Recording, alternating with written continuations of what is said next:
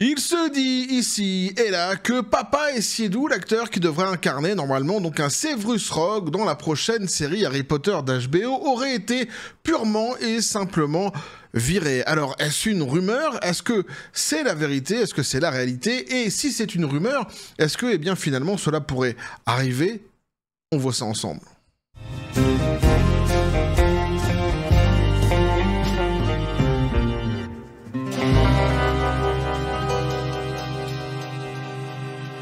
Et vous avez été très nombreux, et oui, à m'interbouffer, à m'interloquer, même à non, j'allais dire Intermarché, mais ça se fait pas quand même. En tout cas, poser des questions concernant cet acteur Papa Essiedu et ce qui se passe actuellement. Eh ouais, petit café les copains. Alors j'en ai discuté un petit peu comme ça succinctement avec certains d'entre vous, notamment sur certains supports de la chaîne, tel le Discord de la chaîne, et puis d'autres sont venus en privé, j'en ai parlé un petit peu avec quelques-uns d'entre vous en privé, qui sont plus péremptoires et qui me disaient si, c'est tout à fait exact, il a été viré parce que y a d'autres youtubeurs qui l'ont dit, donc forcément c'est vrai. Moi j'ai dit attention, je ne mange pas de ce pain-là. En règle générale, j'essaye de faire ma popote de mon côté, de chercher des informations complémentaires et de voir ce qu'il en est exactement avant de parler d'un sujet réellement. Et donc, c'est ce que j'ai fait ici. J'ai trouvé un article qui nous raconte toute l'histoire, justement. Ça tombe vachement bien autour de cet acteur-ci, Papa Essiedu, et tout ce qui a été dit dernièrement. Donc, on va se poser deux questions. D'abord, est-ce que c'est vrai ? Est-ce qu'il a été viré ou est-ce que c'est faux?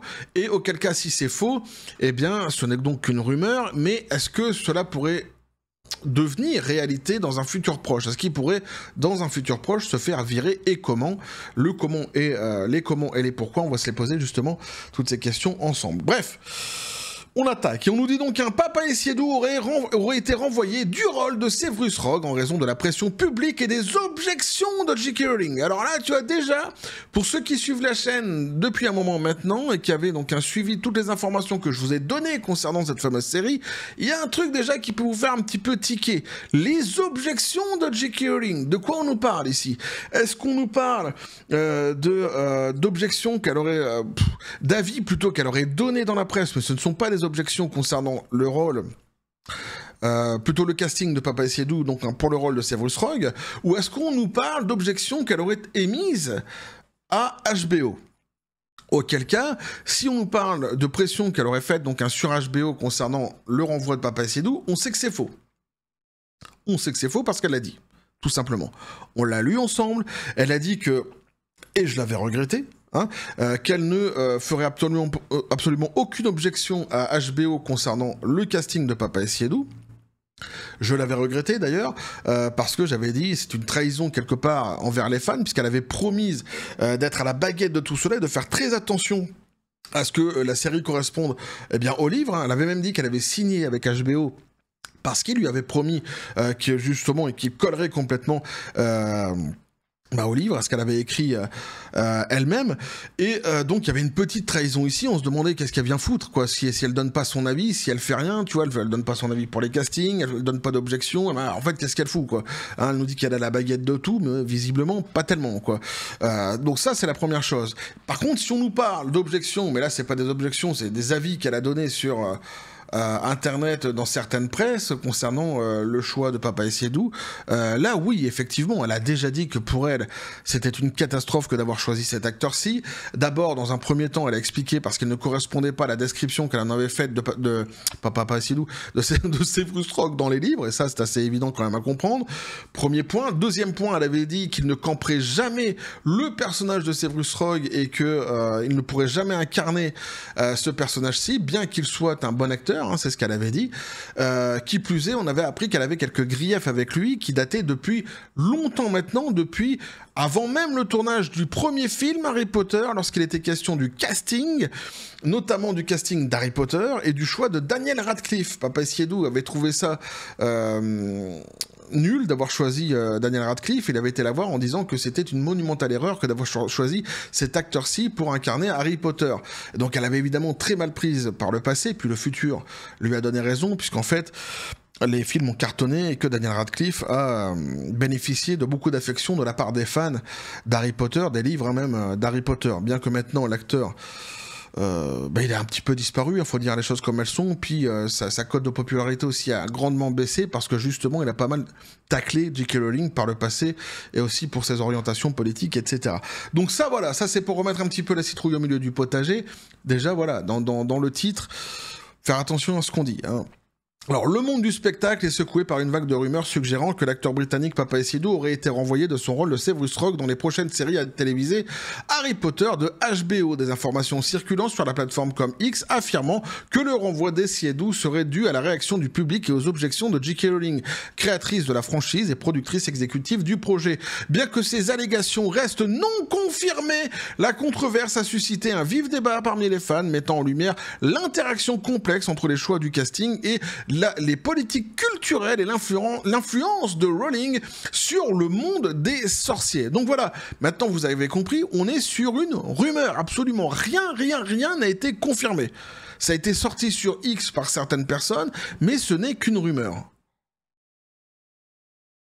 Malheureusement, dirais-je, parce que moi j'aurais préféré évidemment qu'il choisisse quelqu'un qui ressemble davantage au personnage de Severus Rogue dans les livres que de conserver Papaessidou pour ce rôle-ci. J'aurais pu conserver l'acteur, par contre, comme je l'avais dit, tu vois, en lui donnant un autre rôle, en créant un nouveau sorcier, pourquoi pas, dans l'histoire, et faire connaître donc cet acteur dans la licence Harry Potter, le faire rentrer dans la licence Harry Potter, mais d'une autre manière, à mon avis, c'eût été davantage judicieux. Mais quoi qu'il en soit, donc, hein, vous l'aurez compris, ce n'est qu'une rumeur. En revanche, c'est vrai, quand ils disent que ça a suscité la controverse et de vifs débats parmi les fans, et quand ils disent que les gens se sont posé la question notamment sur le côté woke de la Force, et qu'est-ce que fout J.K. Rowling dans cette histoire? À quoi elle sert? Tout ça, c'est vrai. Aucun souci. Donc un Essidou connu pour ses performances acclamées dans I May Destroy You et Gangs of London a été annoncé donc pour incarner Rogue plus tôt donc cette année, un choix de casting qui a initialement suscité des réactions polarisées.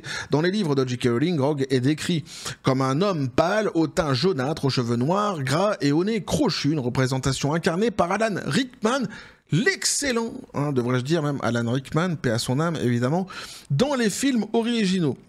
Le choix d'Essidou pour incarner un acteur noir a suscité des critiques de la part de certains fans qui ont estimé que le choix s'écartait du sujet d'origine. Alors ils ont estimé que le choix s'écartait du sujet d'origine. T'as vu cette manière à chaque fois de tourner les phrases pour essayer d'embrouiller un petit peu tout le monde et de prendre ceux en fait qui disent tout simplement que ça ne correspond pas avec ce qui est marqué dans les livres, de les prendre pour des cons quelque part. Non, on n'estime pas, on fait pas d'estimation, on fait pas d'hypothèse. On fait pas de supputation, on constate.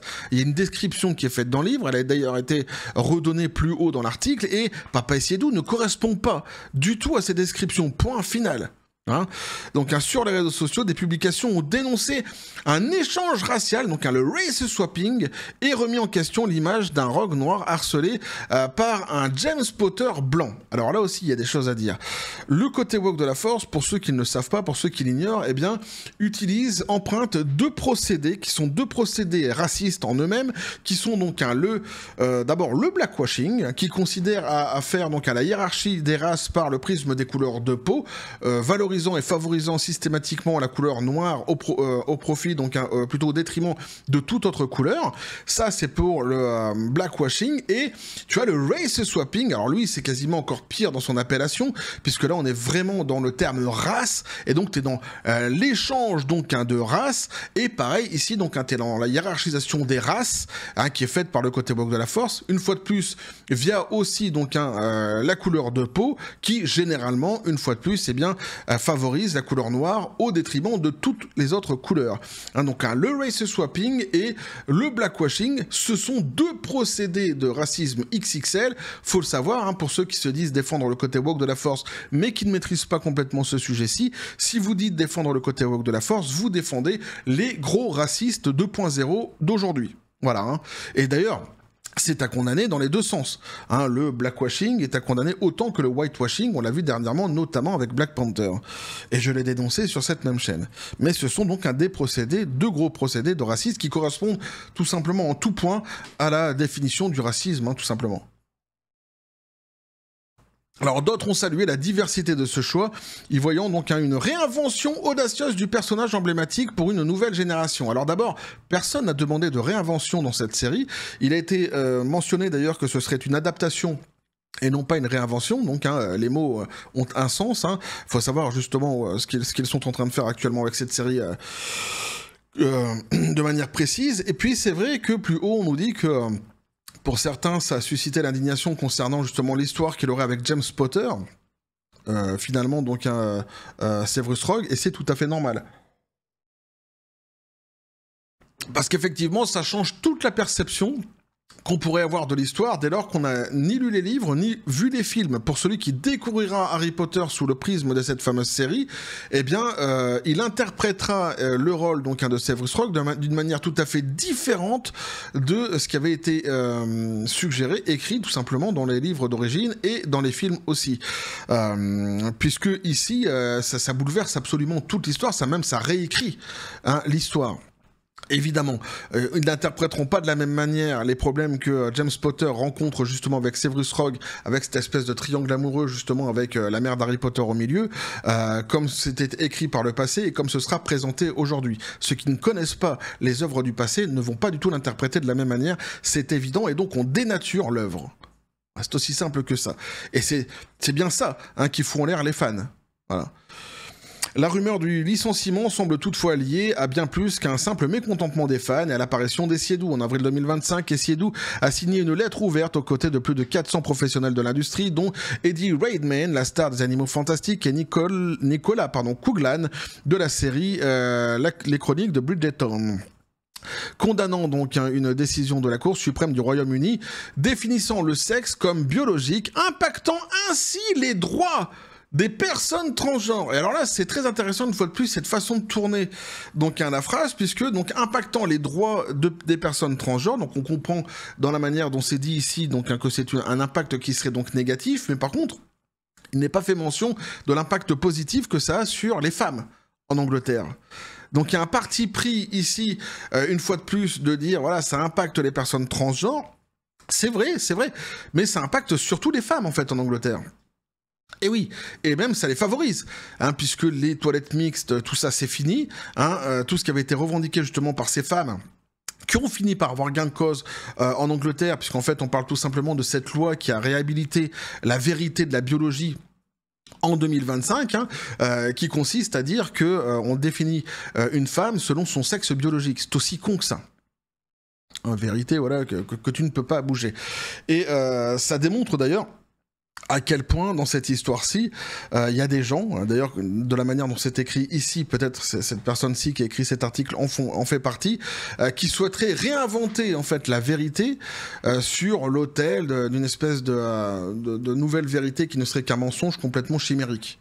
Voilà. Fort heureusement, la justice a tranché pour la vérité. Mais c'est marrant, tu vois, ces tournures de phrases. C'est extraordinaire. À chaque fois, le parti pris. Cette position donc a opposé Essiedou à Rowling, qui exprime ouvertement ses opinions critiques sur le genre depuis 2020 et a salué la décision de la Cour. C'est faux. Elle n'a pas des opinions critiques sur le genre. Elle a des opinions critiques, en fait, sur la société qui, disait-elle, et d'ailleurs a-t-elle dit plutôt, devrais-je dire, dans de nombreux X, puis aussi dans des presses spécialisées, elle a critiqué le fait que l'idéologie woke venait empiéter sur le droit des femmes. C'est tout. Et elle a constaté notamment que lorsqu'il y avait des compétitions, c'était souvent des hommes qui venaient voler les médailles des femmes dans les compétitions des femmes en se faisant passer pour des femmes, que l'inverse n'existait pas. Et que c'était quand même tout à fait étrange. Voilà. Cela et d'autres choses aussi qu'elle a démontrées qui étaient quand même assez hallucinantes, qu'on a pu lire ensemble par le passé. Donc tu vois, tout ça, cette façon d'écrire, cette façon de dire, en fait, dépeint un tableau qui est pas vrai. Ce sont des gens qui écrivent, qui sont orientés, tout simplement. Des spéculations ont circulé selon lesquelles J.K. Rowling, usant de son rôle de productrice exécutive, aurait fait pression pour le renvoi d'Essiedou en raison de leurs convictions divergentes, certains posts X affirmant que ces objections avaient été décisives. Là, une fois de plus, moi je n'y crois absolument pas du tout. Et oui, alors tu vas me dire, ouais, mais tu peux pas prendre forcément pour argent comptant ce qu'elle dit quand elle dit qu'elle ne fera pas pression sur HBO concernant le casting. Bah si, pour le coup si, parce que c'est quelqu'un qui généralement quand elle dit quelque chose, et parfois c'est même emmerdant, elle s'y tient. Par exemple, quand elle dit qu'elle ne portera pas plainte contre les woke pour tout ce qu'ils lui font, alors je crois qu'elle, je sais pas si elle a porté plainte une fois ou deux sur des gens qui avaient vraiment été très très très loin, peut-être trop loin, mais je suis même pas sûr. Quoi qu'il en soit, généralement elle ne porte pas plainte contre eux, alors que si elle le le faisait, avec la divulgation de son adresse, les menaces de mort, se sont pris en photo devant sa maison en menaçant ses enfants, etc. Je pense que certains d'entre eux auraient chaud au mich actuellement sur le plan judiciaire. Donc voilà, elle a dit qu'elle ne le faisait pas, qu'elle ne porterait pas plainte, elle ne l'a pas fait. Donc m'est avis que si elle dit, et ça rentre un petit peu à chaque fois dans sa forme de philosophie, qu'elle n'irait pas au conflit avec HBO concernant les castings, je pense que c'est exactement, oui, ce qu'elle est en train de faire, c'est-à-dire elle ne va pas au conflit avec HBO. D'ailleurs, ça a été rappelé par plusieurs personnes, notamment sur X, qui sont assez proches du dossier. Donc je ne pense pas qu'elle ait fait pression réellement sur HBO, j'en suis même, pour moi, hein, j'en suis même convaincu. Pourtant, ces rumeurs donc, ne sont pas sans susciter des réactions négatives. Rowling elle-même a répondu aux spéculations concernant le casting d'Essiedou en mai 2025, déclarant « Cette déclaration conjuguée à l'assurance du directeur d'HBO, Casey Bloy, selon lesquelles la série ne reflèterait pas les opinions personnelles de Rowling, suggère que les licenciements présumés d'Essiedou pourraient être infondés. Des publications donc sur X, comme celle de Ash Potter Lumos, ont démenti ces rumeurs, les qualifiant de complètement fabriquées, arguant que seule une grave transgression justifierait une telle décision et qu'aucune preuve n'existe à ce sujet. Alors je suis pas tout à fait d'accord avec eux. Une grave transgression justifierait l'éviction comme ça d'Essiedou, je suis pas d'accord avec eux. Je pense qu'il y a d'autres raisons qui peuvent effectivement, et c'est pour ça qu'on va se poser la question ensemble, faire qu'il soit viré dans un futur proche. C'est tout à fait possible. En tous les cas, j'ai une hypothèse là-dessus. La controverse donc met en lumière les défis auxquels HBO est confronté pour le reboot d'Harry Potter, dont la première diffusion est prévue en 2026. Le casting d'Essiedou était déjà un véritable fléau, certains fans accusant la production de privilégier la diversité au détriment de la fidélité au livre de Rowling. Ben oui, oui. Là, une fois de plus, tu vois, on a l'impression que c'est une partie des gens qui seraient en train de, dans leur coin, tu vois, d'être obsédés par le côté woke de la force et qu'ils seraient en train de le voir partout, quelque part, là même où il n'existerait pas. Mais si, c'est exactement ça, hein, c'est exactement... De toute façon, les procédés sont clairs. Race swapping, blackwashing. Point final. Dès lors que tu empruntes ces procédés-ci, d'ailleurs, en plus, que tu le fais vraiment, c'est signé woke. Hein. Quand tu prends un personnage qui est très connu, qui est porté dans le cœur justement des fans, et que tu le race swap ou que tu le blackwash, eh bien, c'est exactement en fait la propagande de l'idéologie woke qui consiste à s'adosser, à avoir une espèce de marchepied d'une personne qui serait très connue ou d'une licence qui serait porteuse, justement pour faire la propagande de l'idéologie. Ce sont des marchepieds. C'est comme ça qu'à chaque fois agit le côté woke de la force. Donc c'est signé, il n'y a aucun problème là-dessus. La réaction donc s'est intensifiée lorsque l'activisme pro-trans d'Essiedou est entré en conflit avec la personnalité publique de Rowling, alimentant le récit d'un bras de fer culturel. Les critiques du casting d'Essiedou, comme l'utilisateur X Minerd Home, ont averti qu'un rogue noir pourrait, par inadvertance, présenter le harcèlement du personnage comme une charge raciale. C'est ce que je disais un petit peu plus haut, que ça changerait absolument toute la perception de l'histoire, donc ça dénaturait l'œuvre, hein, altérant ainsi la dynamique de l'histoire. A l'inverse, donc, ses partisans affirment que le talent d'Essiedou l'emporte sur ses différences physiques. Un fan sur X déclarant donc un papaEssiedou va choquer le monde par la qualité de son interprétation de Rogue. Mais au demeurant, tu vois, il est peut-être excellent, cet acteur-ci, il n'y a aucun problème. Mais moi, pour moi, c'est impossible. Je ne peux pas regarder la série Harry Potter et le voir débarquer dans les couloirs de Poudlard et me dire, ce mec-là, c'est Severus Rogue. C'est impossible. Il pourrait jouer vraiment d'une manière excellente le personnage, que ça ne changerait rien. Physiquement, pour moi, c'est impossible. C'est aussi simple que ça. Et je pense que le problème se situe là pour de nombreux fans, en réalité. HBO est restée muette, sans aucune déclaration officielle confirmant le statut d'Essiedou. La série avec John Lithgow dans le rôle de Dumbledore et Nick Frost dans celui de Hagrid devrait durer une décennie, ce qui amplifie les enjeux, alors ça c'est intéressant, ce qui amplifie les enjeux de choix de casting. SiEssiedou est effectivement remplacé, cela pourrait signifier une capitulation face à la pression des fans ou à l'influence de Rowling, risquant d'aliéner davantage un public progressiste déjà méfiant à son égard. Risquant d'aliéner davantage un public progressiste déjà méfiant à son égard. Rappelons quand même que le public progressiste n'existe pas. Il n'existe pas. dans le nombre, il est tellement infime, le côté woke de la forme les woke sont tellement minoritaires qu'on peut constater d'ailleurs tous les flopbusters qui se sont enchaînés à Hollywood ou même dans les jeux vidéo dès lors qu'ils étaient empreints du côté woke de la force. Ce ne sont pas des consommateurs et dès lors qu'ils consomment, ils sont si peu nombreux, Dustborn, le jeu vidéo par exemple, complètement woke, eh bien ils sont si nombreux que ça floppe. Ils sont si peu nombreux, pardon, que ça floppe, immédiatement. Ce n'est pas un public. C'est rien, c'est que dalle, ces gens-là. Donc le public progressiste déjà méfiant, et tu ne seras jamais suffisamment woke pour eux. Il y a eu des productions qui sont sorties qui étaient complètement woke, ça ne suffisait pas. Ils avaient encore quelque chose à dire. Si les rumeurs donc sont fausses, HBO devra affronter un véritable champ de bataille en matière de relations publiques pour restaurer la confiance dans le projet. Pour l'instant, les fans d'Harry Potter restent divisés. Le départ potentiel d'Essiedou ouvrant la voie à des débats plus vastes sur la représentation, la liberté artistique et l'héritage d'une franchise adorée. Qu'il reste rogue ou non, le bref passage d'Essiedou à ce poste a déjà laissé une marque indélébile sur le monde des sorciers, prouvant que même dans un monde de magie, les tensions du monde réel sont celles qui pèsent le plus lourd. Et justement, alors là, il y a des choses à dire. D'abord, premièrement, donc, vous l'aurez compris, c'est une rumeur. Deuxième chose, c'est marrant parce qu'ils disent ici, donc, voilà, en fait, les problèmes du monde ont déjà, en fait, entaché cette fameuse série. Oui. Oui. Alors, c'est un bon constat. On comprend ici que la personne qui a écrit cet article-ci est orientée.